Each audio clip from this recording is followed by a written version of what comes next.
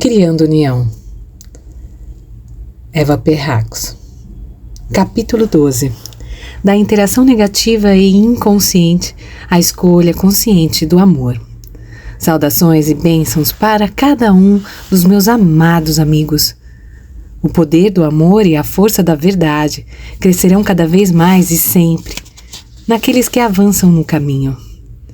Nesta palestra, procurarei demonstrar o que a interação psíquica inconsciente entre vocês e os outros significa em termos de perda do amor.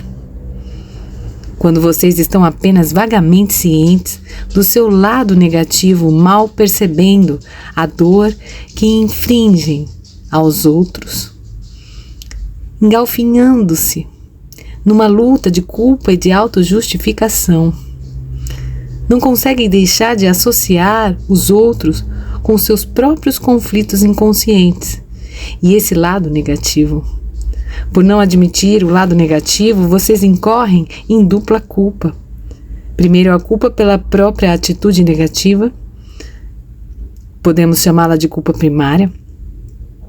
Quando vocês não admitem a negatividade, envolvem-se no que podemos chamar de culpa secundária.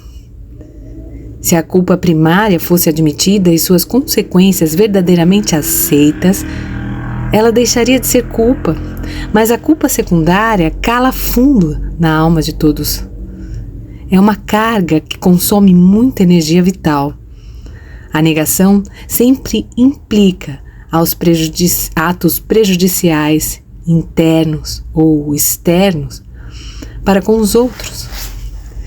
Estes são punidos pelas falhas, intenções negativas, falta de amor, inveracidade, despeito e exigências injustas presentes em vocês. Se vocês estiverem conscientes, por exemplo, de que não querem amar, nem fingir o contrário, a responsabilidade é de vocês. Se perceberem que pagam um alto preço por uma existência sem amor, mas preferirem deixar as coisas como estão, pelo menos não estarão envolvendo outras pessoas na culpa de não amar. Ficarão sozinhos, naturalmente, mas por opção. Vocês sabem disso e pagam o preço exigido.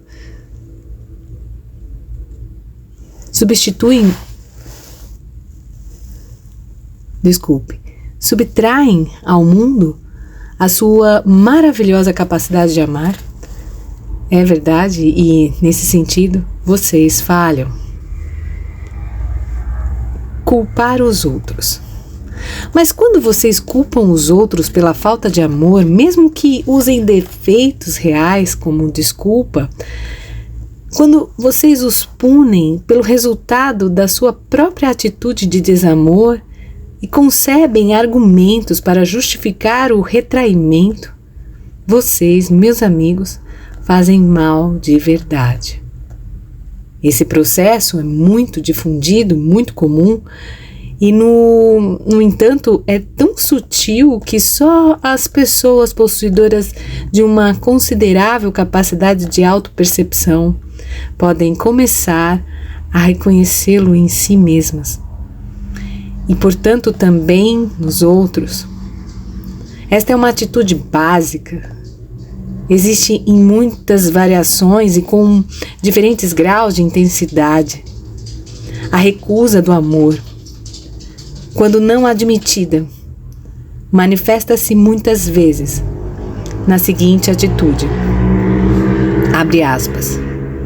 Não quero dar nada a você, seja quem for esse você, mas exijo que você me dê tudo, caso contrário vou castigá-lo, fecha aspas. Esta atitude é muito típica. Quanto mais disfarçada e menos conscientemente expressa ela for, tanto mais insidioso será o seu efeito sobre o eu e os outros. É sempre relativamente fácil negar, racionalizar distorcer, disfarçar ou usar meias verdades para justificar essa atitude. Quando vocês se conscientizam dela e conseguem identificá-la nos amigos, o influxo da saúde, do ar fresco e puro da verdade psíquica é instantâneo.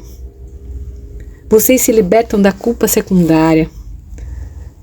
Quanto mais vocês trouxerem à tona todos os detalhes da disparidade entre suas exigências e falta de generosidade de um lado e de outro a punição que aplicam quando essa exigência não é atendida, tanto mais se libertarão da culpa, quanto mais claramente conseguirem enxergar a desigualdade entre o que exigem e o que dão, a disparidade entre o modo como gostam de ser tratados e o modo como tratam os outros, e a forma específica escolhida para punir, sempre de modo a não serem apanhados para fingir a responsabilidade, a responsabilidade. Mais depressa se libertarão de uma carga que provoca depressão, ansiedade, preocupação, sensação de desprezo e muitas vezes também doenças físicas e frustração material. Uma das formas mais comuns de punir os outros quando estes não retribuem a falta de generosidade com amor é considerá-los culpados, argumentando de tal forma que eles pareçam ser a causa da sua infelicidade. E vocês podem achar que tem muita razão se preferirem considerar apenas o resultado, o retraimento, o despeito. Vocês passam a ignorar deliberadamente o fato de que não é possível conseguir a reação desejada quando a sua própria psique ainda está presa a uma postura negativa e mesquinha diante da vida. O lado negativo de vocês diz: vou negar a verdade e culpar o outro por não me dar tudo e não me deixar levar a melhor com as minhas exigências unilaterais. Se ele ousar reagir, minha punição será detestá-lo e culpá-lo ainda mais. Aqueles que estão no início do caminho ou que construíram uma autoimagem muito idealizada, onde não há espaço para essa verdade, pensarão a princípio que é impossível que eles também possam ter uma atitude igual. A melhor medida para determinar se essa atitude está ou não presente é considerar o estado da mente e das emoções. Se vocês não sentem ansiedade e ficam à vontade com os outros, se a vida está se desenvolvendo a contento, e se vocês encaram as dificuldades eventuais como degraus significativos, já superaram em boa medida essa atitude venenosa. Mas em alguma época ela já esteve presente. Foi preciso vencer os obstáculos do orgulho, da importância dada ao disfarce, da covardia. Quando admitem a malevolência, meus amigos, vocês realizam o mais fundamental ato de amor, quer saibam disso ou não. Se vocês não admitem a intenção negativa, podem dar muita coisa, mas jamais dão aquilo que é real ou que conta mais. Podem dar coisas, dinheiro, fazer o bem, até ter ternura e interesse, mas estas são dádivas vazias, se não forem acompanhadas pela dádiva da liberdade, através da admissão honesta do seu lado negativo.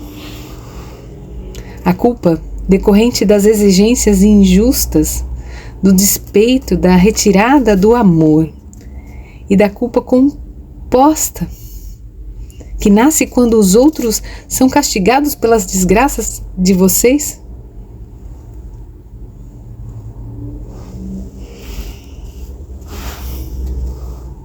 corroem as forças e a expressão de vocês mesmos.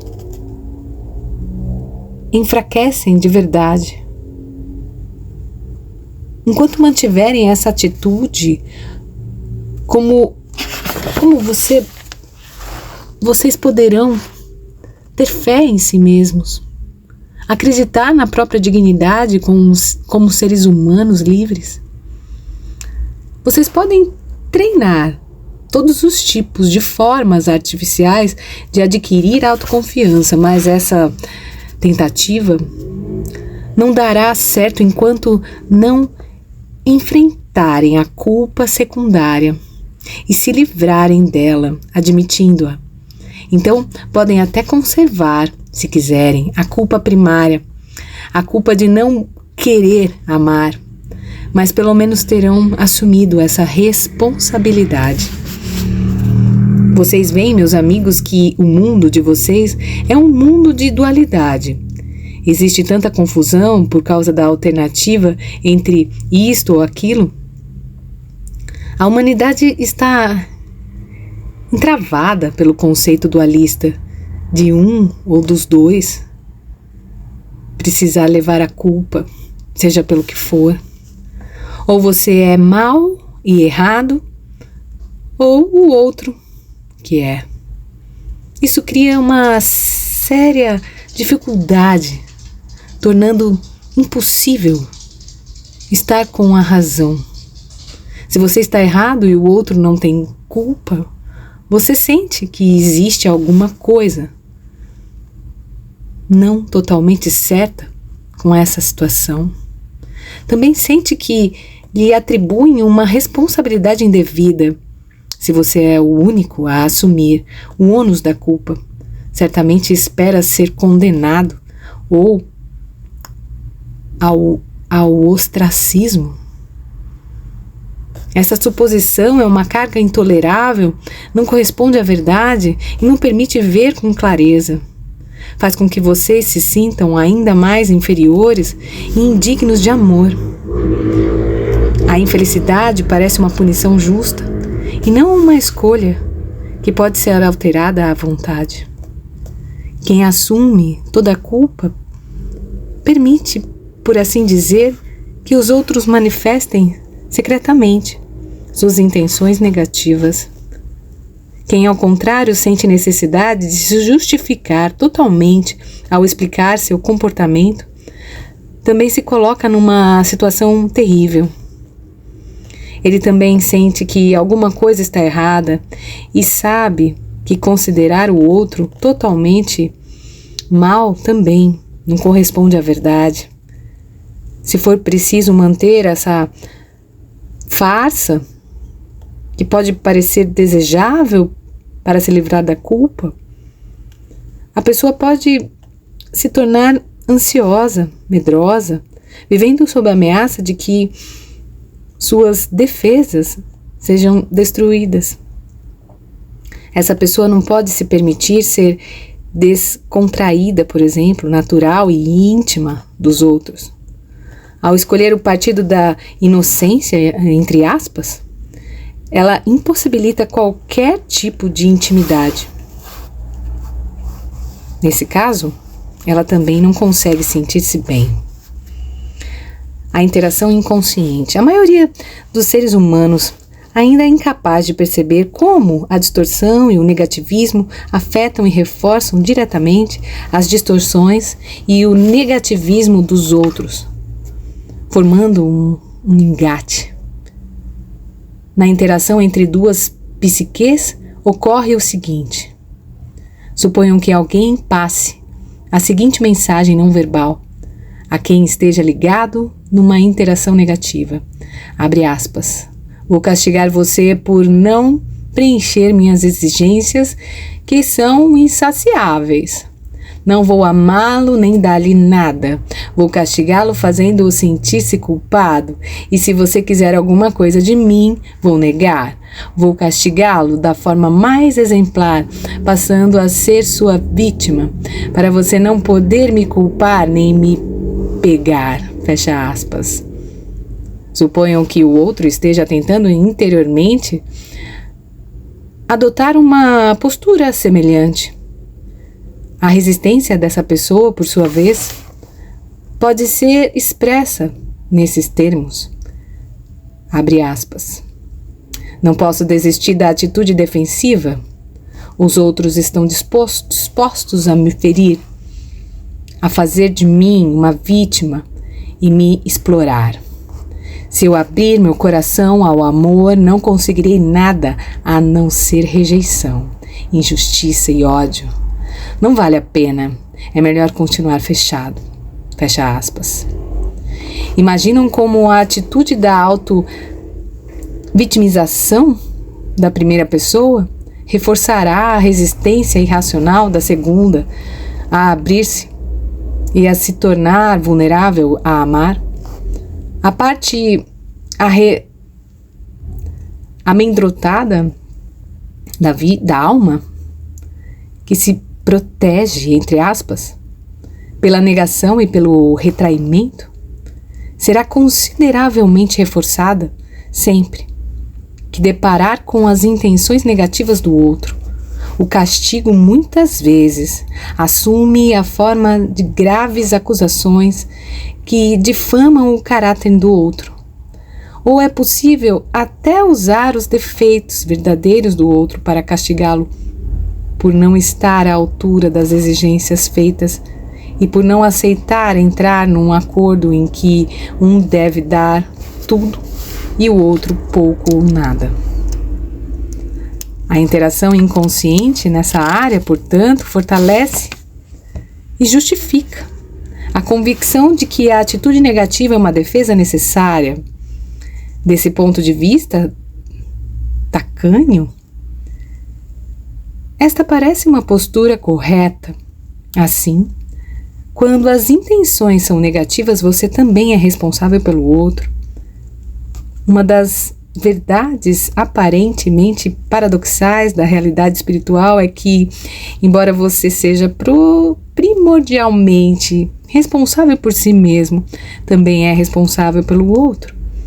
De maneira diferente, pelo mesmo critério, a interação, ou melhor, a intenção negativa do outro fere você, e ele também é responsável perante você.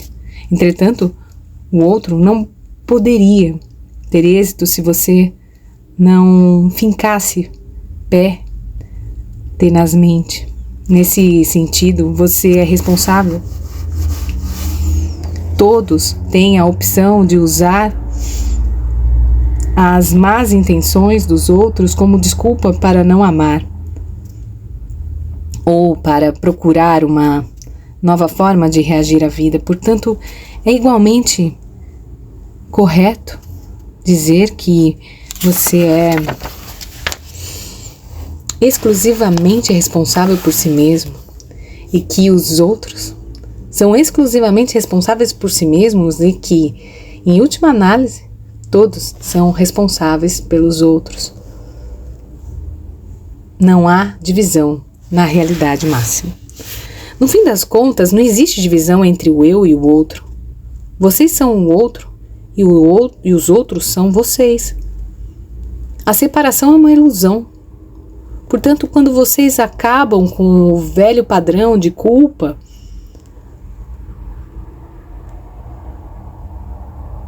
de culpar os outros para justificar seu modo injusto de proceder e as exigências mesquinhas que fazem, vocês se livram desse duplo grilhão e também ajudam a libertar o outro. Naturalmente, os outros não devem depender de você para isso. Cada um deveria cuidar de si e encontrar a sua própria saída. Os outros não devem depender do fato de eu superar os meus aspectos negativos e os meus problemas para poder superar os deles. Fecha aspas. Vocês poderiam dizer: e estão ao mesmo tempo certos e errados.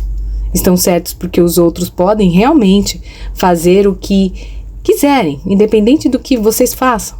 Os esforços, a dedicação e o compromisso deles, e não a atitude de terceiros, determinarão o resultado. Mas vocês também estão errados por não perceberem que o ato de verdade praticado, que é um ato de amor, ajuda a libertar os outros.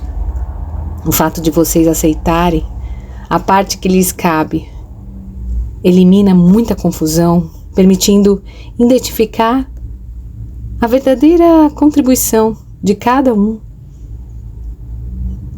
e uma interação psíquica negativa. O efeito libertador é enorme. Imaginem como vocês se sentiriam se uma pessoa próxima que os tenha feito sofrer por ter apontado culpas reais e falsas, mas que também tenham criado confusão, negando sua própria culpa, dissesse de repente, abre aspas, percebi que não desejo dar-lhe amor. Quero fazer exigências a você e depois culpá-lo, acusá-lo e puni-lo por não atender meus desejos, mas não quero que você se sinta magoado, porque, embora eu queira magoá-lo, não quero sentir culpa por isso, fecha aspas. Vocês percebem o efeito libertador dessas palavras?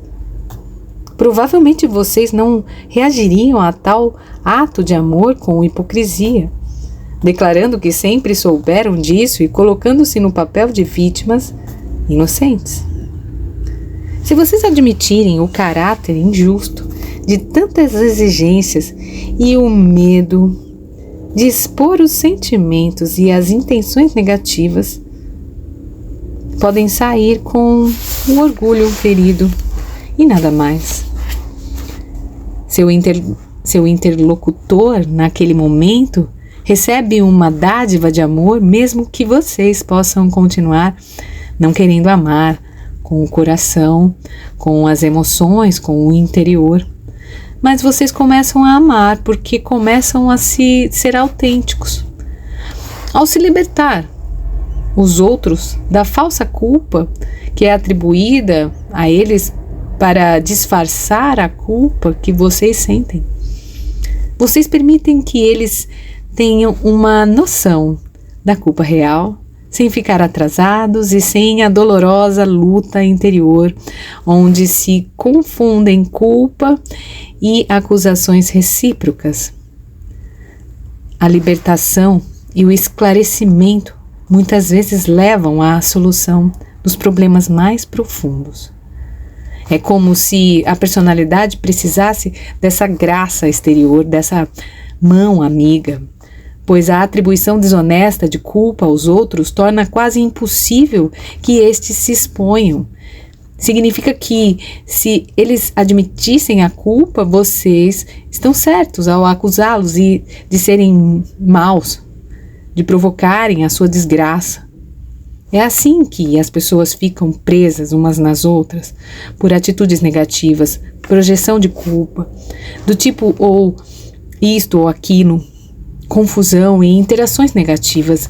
Alguém precisa começar a desengatar a corrente e a desamarrar os nós. A intencionalidade negativa é uma defesa. Ela deriva da crença inata de que o mundo não merece confiança e de que o único meio de se proteger é ser tão mal quanto o mundo, ou pior ainda, quando admitem a própria maldade. Estão ajudando os outros a começarem a confiar na decência das pessoas. Eles podem então começar a ponderar.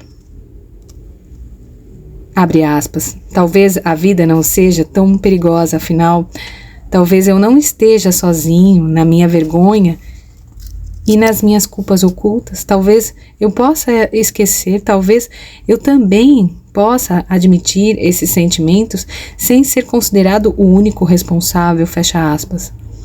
Que diferença isso faria na atitude de todos em relação à vida, como isso afetaria a situação espiritual da entidade humana?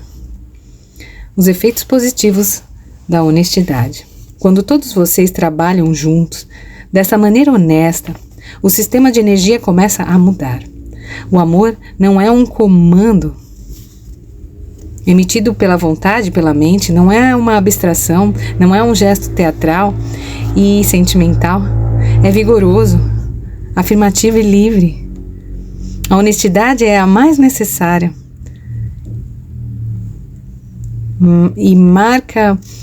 e rara, forma de amor entre seres humanos. Vou repetir essa parte. A honestidade é a mais necessária e rara forma de amor entre os seres humanos. Sem honestidade, sempre permite a ilusão de que uns são separados dos outros, de que os interesses são antagônicos, de que para proteger os próprios interesses, uns precisam derrotar os outros. Só quando vocês conhecerem o lado negativo, meus amigos, o seu lado negativo, e realmente aceitarem e assumirem a responsabilidade por ele, sem precisar mais projetá-los nos outros, e para isso é preciso distorcer a realidade, conquistarão de súbito uma nova compreensão dos outros, sabendo o que se passa com eles, mesmo que eles não o admitem. E isso também é libertador. É por isso que todos os que admitem o pior em si mesmos, inevitavelmente sentem que o resultado imediato é alegria, libertação, energia, esperança e luz. O desenvolvimento espiritual confere a vocês o dom de conhecer o interior dos outros.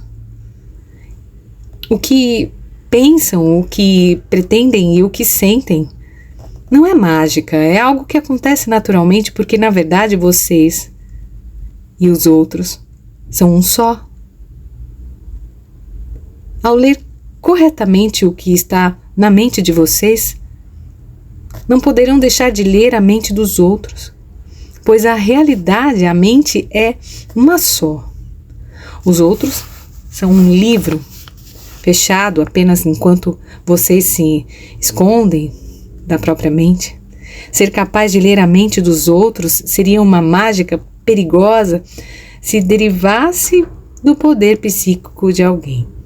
Esse poder poderia ser mal usado, mas sempre que essa capacidade cresce organicamente como subproduto do conhecimento da própria construção interior, é algo natural, não passível de ser mal usado a serviço de impulsos de poder e negativismo. A expansão para a percepção mais elevada. Quando os seres humanos evoluem para um estado mais expandido, precisam de outros instrumentos. Vamos tomar a simples analogia de alguém que dirige uma empresa. Quando a empresa é muito pequena, a organização é adequada ao tamanho e à finalidade da firma, portanto, tem harmonia. Mas quando a empresa se expande, a organização criada para o pequeno estabelecimento já não serve mais. E os proprietários foram rígidos demais para mudar e continuam se apegando ao velho sistema consagrado. A expansão pode ser um fracasso, ou pelo menos pode ser muito difícil de administrar. A mesma lei, meus amigos, aplica-se à expansão interior. À medida que vocês crescem e expandem sobre si mesmos e, portanto, sobre os outros e o mundo, experimentam a vida de um modo mais profundo e variado. E essa, no fim das contas, é a finalidade da encarnação. Vocês aprendem a ter sentimentos que antes hesitavam. Estão preparando, o terreno por assim dizer, para a expansão operacional. Em termos práticos, isto significa que as atitudes que um dia foram úteis agora podem tornar-se destrutivas e limitadoras. No meu caminho da evolução, as entidades crescem de várias formas e preparam o terreno para novas atitudes em relação à vida. No entanto, elas podem impedir a expansão, recusando-se a renunciar a determinadas atitudes obsoletas. Assim, vocês agora precisam adaptar-se a novas maneiras de reagir ao mundo. Meus amigos, não devem reagir aos outros como eles reagem a vocês. E precisam também mudar de forma a reagir ao que acontece no seu íntimo. Isso é uma decorrência, em primeiro lugar, da constatação de que a antiga resposta é um reflexo condicionado, adequado à maneira mais tacanha de viver. Em segundo lugar, esta é uma decorrência do questionamento do reflexo e das crenças que estão por trás dele. E, em último lugar, mas não menos importante, e este é o tema central da palestra de hoje, é uma decorrência da escolha do amor e não da separação como forma de estar no mundo. Quero frisar outra vez que esta não deve ser uma simples palavra para encobrir muitas coisas que vocês não querem admitir. A opção pelo amor deve ser colocada em prática de acordo com o estágio interior. Admitir o lado negativo é sempre um ato de amor, quer isso seja feito diretamente perante a pessoa com quem vocês estão em conflito. O que é preferível ou perante alguém não pessoalmente envolvido ao episódio, e é também um ato de amor com relação ao universo. Mesmo que vocês decidam por enquanto conservar os aspectos negativos, meus amigos, pensem que um dia vocês vão querer renunciar a eles por amor ao universo e por amor a si mesmos. O amor é a resposta. Aquele que não abre seu coração perde suas forças. Por mais correto que seja o diagnóstico, por mais que vocês venham a entender os antecedentes, a história e a dinâmica de uma situação problemática, jamais ocorrerá uma mudança real se vocês não se decidirem a abrir o coração. Vocês não poderão ficar satisfeitos, meus amigos, se não sentirem com o coração. É inútil fingir que querem amar, ou mesmo que amam enquanto estivessem com medo de amar, de sentir o que sentem. Quando isso acontece, vocês fogem do amor. Vocês não podem ser fortes e corajosos. Não podem amar a si mesmos enquanto não amarem. Da mesma forma, somente quem ama os outros pode amar a si mesmo. O primeiro passo deve ser a vontade de amar. Ninguém começa a amar simplesmente porque decide. É preciso invocar a natureza divina do seu mais recôndito núcleo para ter a graça do amor. A graça de Deus pode manifestar-se por seu intermédio, fazendo com que abram o coração e percam o medo dos sentimentos da vulnerabilidade. Isso é tudo o que vocês precisam. Quem não ama não tem nada. Quem ama tem tudo. Mas amar com falsidade, como uma farsa, é muito menos amar e é muito menos amar e muito mais lisório e prejudicial do que admitir o ódio.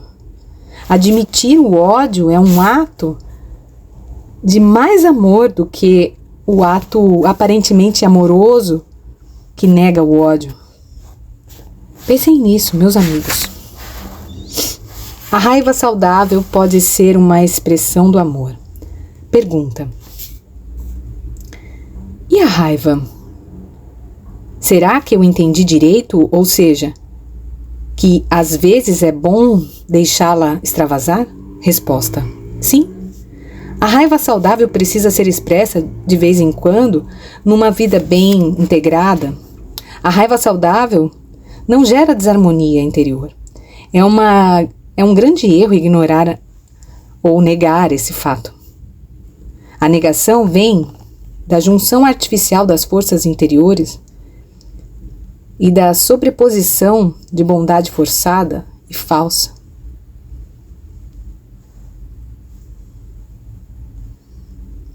A noção de que não existe raiva ocasional numa pessoa efetivamente desenvolvida do ponto de vista espiritual é uma farsa. É uma falsa crença nascida do medo e da obediência. No plano humano, a raiva saudável é uma necessidade. Sem ela não haveria justiça nem progresso. As forças da destruição prevaleceriam. Permitir que essas forças assumam o controle é fraqueza.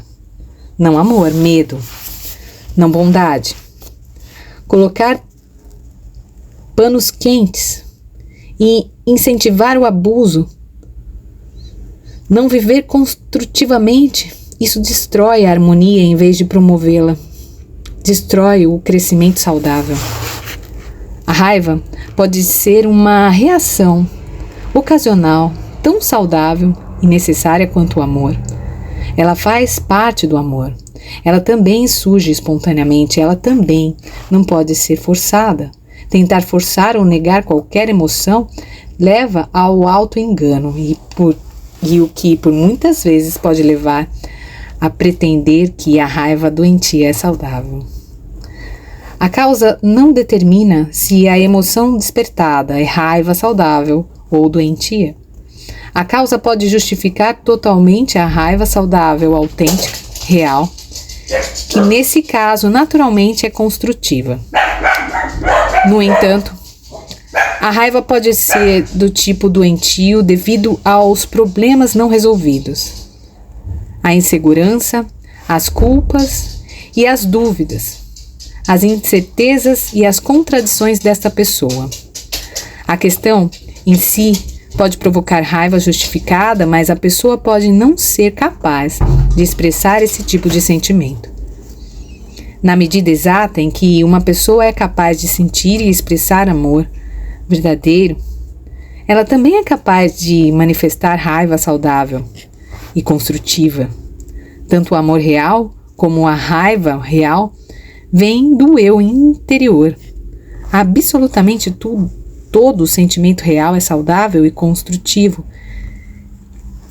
e propicia o desenvolvimento do eu e dos outros. Os sentimentos reais não podem ser forçados, comandados nem impostos.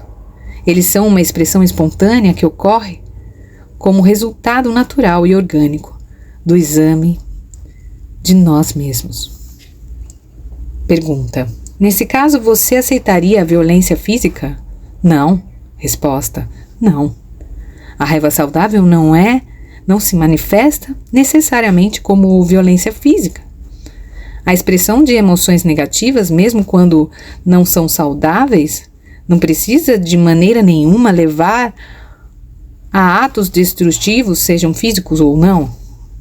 Este é um dos equívocos mais frequentes e prejudiciais. A psique interior receia que o reconhecimento das emoções negativas possa levar à sua manifestação exterior. Não é assim. Pelo contrário, vocês têm liberdade para manifestar ou não.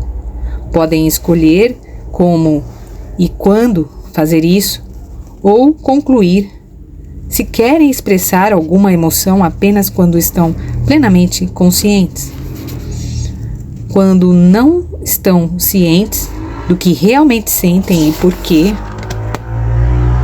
vocês ficam sujeitos a compulsões de todas as espécies que fazem sofrer e que não são entendimentos. A compulsão é o resultado direto de sentimentos e condições inconscientes e não reconhecidas. Quanto mais a pessoa se conhece, maior é o seu autocontrole. Não tomam porque não é assim. Desculpe. Não temam porque não é assim. Abre aspas. Eu não posso encarar a mim mesmo com sinceridade porque nesse caso eu teria de colocar para fora impulsos indesejáveis, fazer mal aos outros e, portanto, no fim das contas, fazer mal a mim mesmo, fecha aspas. Também é preciso trazer à tona essa apreensão e admiti-la. Ou melhor, trazer à tona essa apreensão e eliminá-la.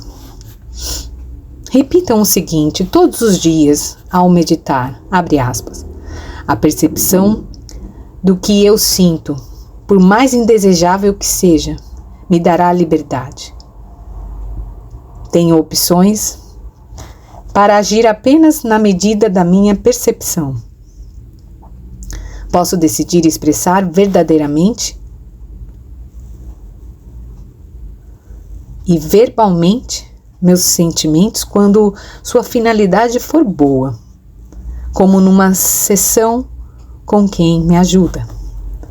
Se eu achar que essa expressão pode prejudicar o relacionamento, eu me conterei, sabendo o que faço e sem me iludir, fecha aspas. Essa meditação fortalece, pois penetra nas camadas ocultas da psique. A raiva saudável, desde que originária do eu real, sabe exatamente o que fazer e como suprir as necessidades do momento. Quando existe um medo de expressar uma raiva justificada, também existe o medo de amar, que cria obstáculos à manifestação do eu real. O escoamento do amor autêntico, ao contrário do amor não autêntico, e da capacidade de expressar uma raiva saudável, em contraposição à raiva distorcida e torturada. A raiva saudável fortalece, a raiva distorcida enfraquece. O amor saudável abrange tudo e é tanto mais enriquecedor quanto mais a pessoa se doa. O amor doentio, torpe e falso empobrece e alimenta o conflito entre o interesse próprio e o interesse dos outros. Ele reforça a dualidade que é a sua origem e sempre opõe o bom ao mal. O amor não autêntico está sempre associado à piedade de si mesmo, ao ressentimento, à hostilidade e ao conflito. Nele sempre há a ideia de que eu devo amar, portanto acho que amo, mas não quero amar porque, nesse caso, se aproveitariam de mim. Como eu devo amar, mas não quero amar? Sinto-me culpado e mal. Fecha aspas. Quem pensa assim não consegue expressar uma raiva saudável.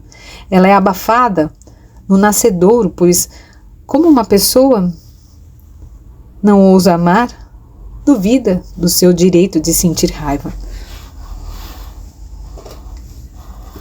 Quem continuar a tentar encontrar a expressão correta dos sentimentos no momento presente, sentirá a beleza do universo, a verdade da existência, sem conflitos. Essa verdade implica amar e receber toda a felicidade a que se tem direito, se vocês tiverem boa vontade para reconhecer que por trás da tentativa de amar está o não amor, nascido do medo, da mágoa e da ilusão. A constatação do que é ilusório levará finalmente ao amor verdadeiro, ao verdadeiro eu, à expressão autêntica de tudo que vocês sentem e são, que é ser bom e correto. Assimilem com calma o material apresentado hoje, para poderem estabelecer a mais real e vital de todas as comunicações diretas, a comunicação com o seu eu espiritual. Para isso, vocês precisam acabar com a autoilusão e os disfarces que sempre bloqueiam o caminho para o Deus interior. Aqueles de vocês que ainda não descobriram em que aspectos e de que forma não são carinhosos, devem decidir-se a fazê-lo. Não se deixem enganar pelo fato de que, sob alguns aspectos, vocês já são carinhosos. Perguntem a si mesmos o quanto vocês estão de bem com a vida. Esta é a medida para saber até que ponto vocês são carinhosos e verdadeiros. Quando admitirem a raiva, a vontade de punir e o despeito, vocês começarão a amar. Para entender isso, meus amigos, é preciso meditar muito e ter verdadeira boa vontade. Mas depois que bela chave para a vida vocês terão. É preciso ter um desejo forte para passar a essa nova consciência. Não resistam à expansão para um novo modo de agir quando estiverem prontos. Caso contrário, estarão criando uma crise dolorosa. Quanto menos resistentes, mais suave será a transição para um novo estudo, um novo estado, um estado mais verdadeiro e cheio de amor. Assumam o compromisso de ir mais fundo e mais longe nessa direção. Isso trará benefícios para vocês e para as pessoas com quem convivem. Deixem que isso aconteça. Esta é a maior bênção que pode haver. Vocês criarão um novo clima necessário para um novo ambiente interior, por fora e por dentro. Vocês são de fato abençoados. Cada passo, de verdade, cada passo em direção ao amor, libera mais energia espiritual, ativa mais a sua natureza divina. Sejam essa natureza divina.